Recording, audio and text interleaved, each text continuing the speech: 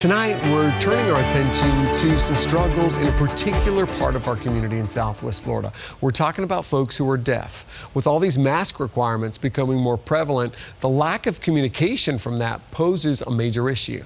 In a Four in Your Corner exclusive, Four in Your Corner's Leslie Delaspore speaks with one woman who is deaf and says ways to communicate are becoming more difficult. In order to combat the spread of COVID-19, the CDC has encouraged everyone to wear a mask, limiting the spread of air droplets that could be passed through speaking, sneezing, or coughing. For those of us in the hearing community, it has made communicating much different. But for those in the deaf and hard of hearing community, it has made communicating almost impossible. I sat down with Lisa Myhand, a deaf mentor at the Deaf and Hard of Hearing Center in Fort Myers, who says public interaction during the pandemic has been a challenge. The reason that it's difficult with deaf people is because those that depend on lip reading to communicate aren't able to see someone's facial expression or mouth movements when they're wearing a mask like this. Myhand tells me for the first time, she now has trouble grocery shopping. I love to go to Publix, and a lot of people know me very well.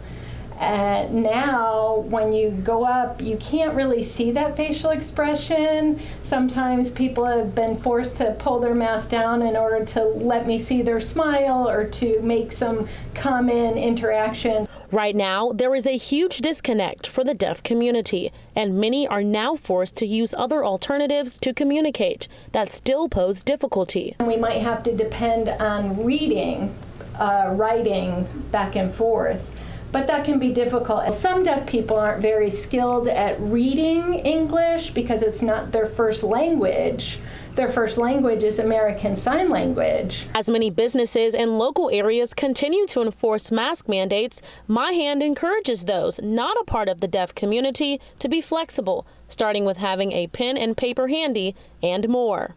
So we're asking anyone if they could possibly wear something that would have a clear vision of people's mouths so that those that do depend on lip reading to communicate will be able to see it through the mask.